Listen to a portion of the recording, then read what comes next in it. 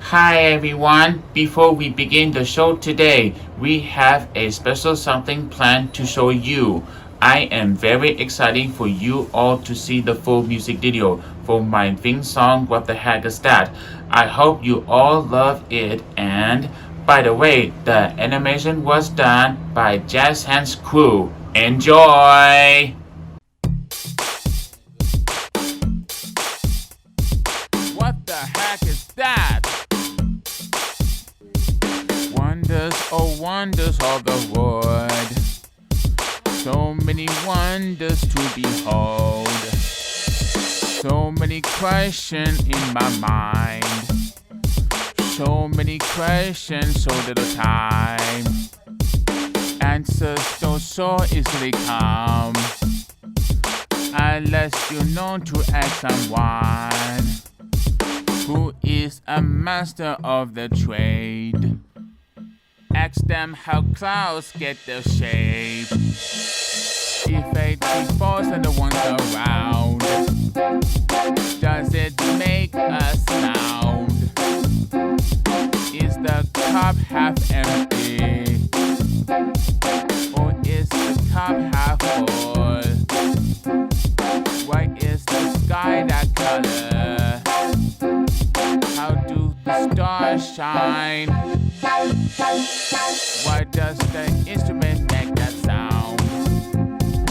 Why do birds sing?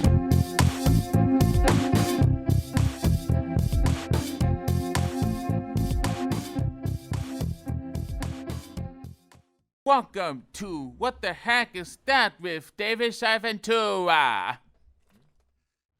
Welcome to the show, everyone. I am very excited to introduce my next guest.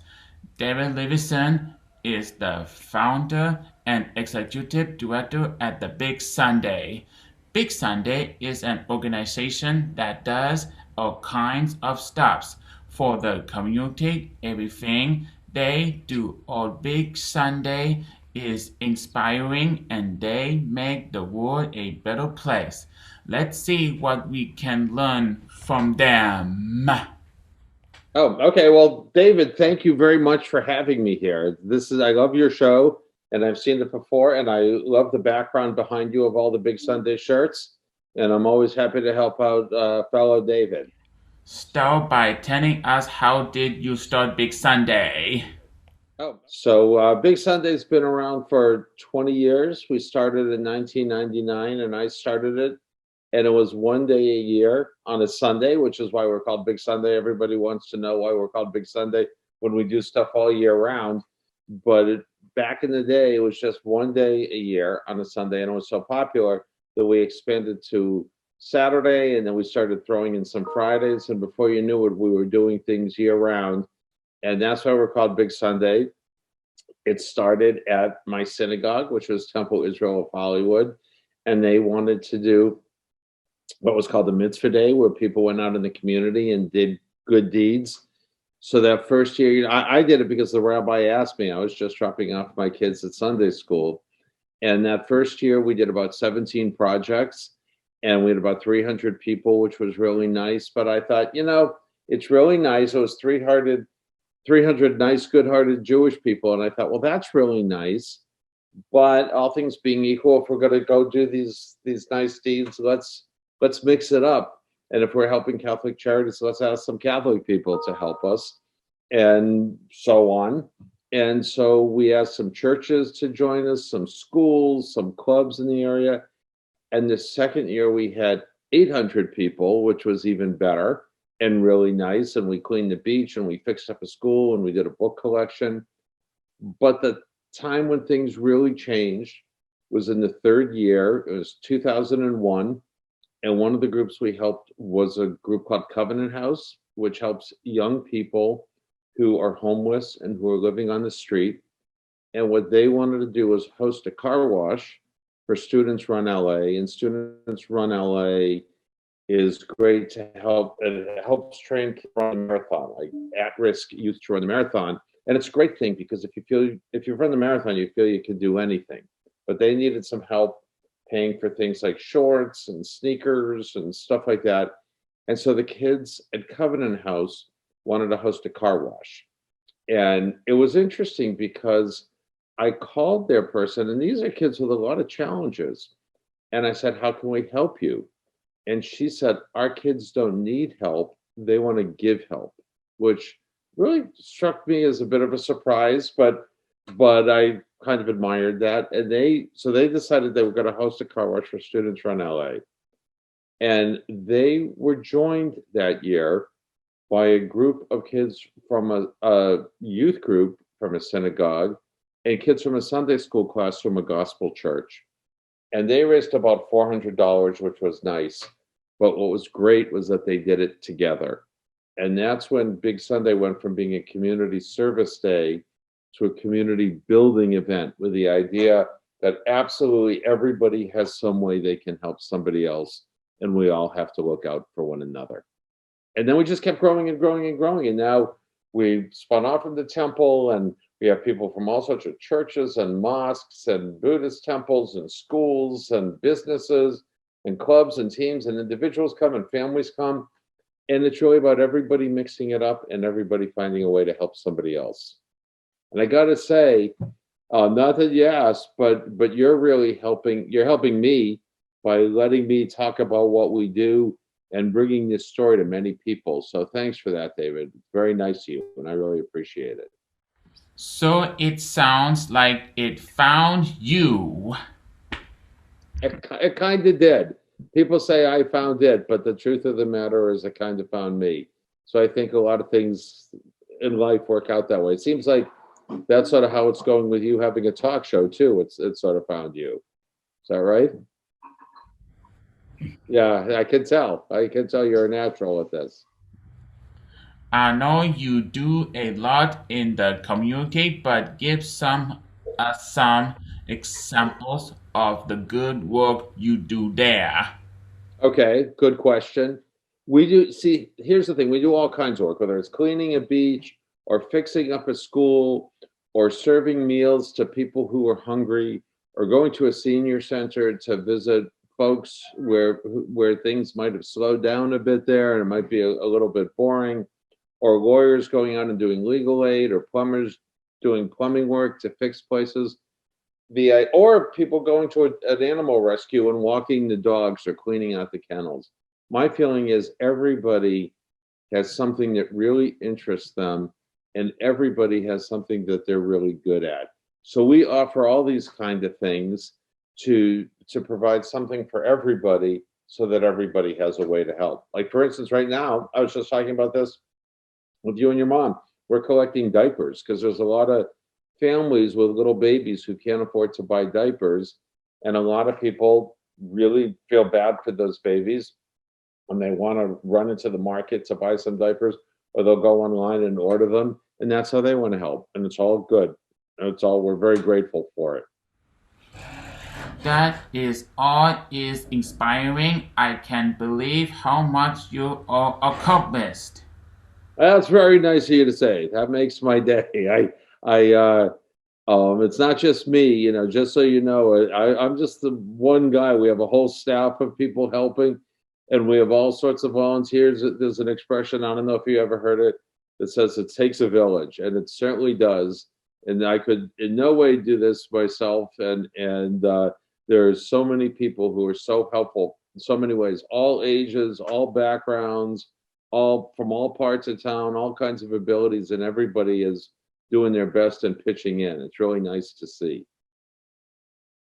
What kinds of work do you do before Big Sunday?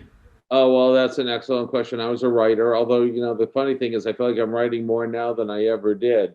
But I was a writer beforehand, and for years I juggled being a writer with running Big Sunday, and then Big Sunday kind of took things over. But I've written for all kinds of things. I've written for movies, I've written for television, I've written plays, I've written books, I've written a lot of advertising. I've written articles, sort of you name it. I think I've written it. That's awesome! Thank you. I appreciate that.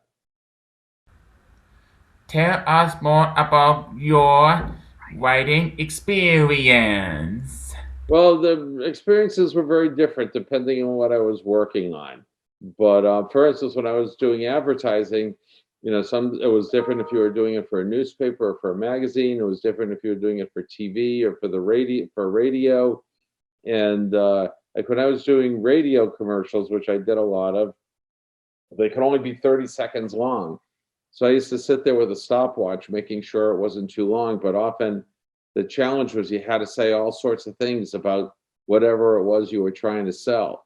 So that could be kind of a challenge if you tried to say that in 30 seconds, especially if the thing you were selling had a really long name and people couldn't talk too fast so they wouldn't understand what you were saying. So that was one kind of thing. Or like I'd read an article for a newspaper and they'd say you have to make this shorter because we only have so much space in the newspaper. And it was kind of a challenge, but that part of it was kind of fun too. Wow, that sounds hard but fun. Yeah, I think that's a good way to put it. That's a good way to put it. How has the pandemic changed how you are able to work? That's a really good question too. The pandemic, we're almost at a year now, and things have kept changing depending on what week it is. And so we've done very, very few things in person. And we have a rule at my office now that only one person at a time can be there who's on staff because nobody wants to get anybody sick. So that has changed, and the things that people need have changed a lot during the pandemic too. So we try to keep up with everything that people need, whether it is finding out where to get tested, where to get vaccines, or help, because a lot of people are having financial problems during this time, and a lot of people need to be in touch with people because it gets a little lonely for certain people. And so we keep changing and doing new things along the way. We're doing a lot of stuff online, doing shows, and musicians are performing, and we have things like trivia nights and discussion groups. So it's changed a lot of what we do. I'm glad and I'm proud of all the stuff we've done, but I got to tell you, I miss seeing people. So I look forward to when we can be together and see people again. I know what you mean. I miss all my people too. No, I know. Do you get to see friends at all? Do you get to get out of the house at all? Because yeah, good. I try. It's a challenge. I went to the supermarket for the first time last week in months, and that was good. Got my hair cut for the first time in months and months, and I think I look a little better than I did before. But yeah, I miss doing that too. How long has the Big Sunday been around? Oh, we've been around over 20 years now, 21 years, which is pretty amazing. If somebody had told me that was going to happen, I wouldn't have believed it. But excuse me. Yeah, so we've been around 21 years, and things keep changing. But there's always help that's needed, and the good thing is there's always people who want to help. So a lot of the people who help us are kids who weren't even born then, and then other people who help us have been with us for the whole time, for those 20 plus years, which is all great too. Wow, that is some amazing work you are doing there at Big Sunday. To hear more of their good work, you will have to come back next week for part 2.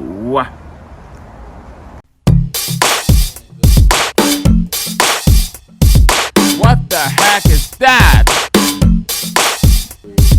Wonders, oh wonders of the world. So many wonders to behold. So many questions in my mind. So many questions, so little time. Answers don't so easily come unless you know to ask someone who is a master of the trade. Ask them how clouds get their shape.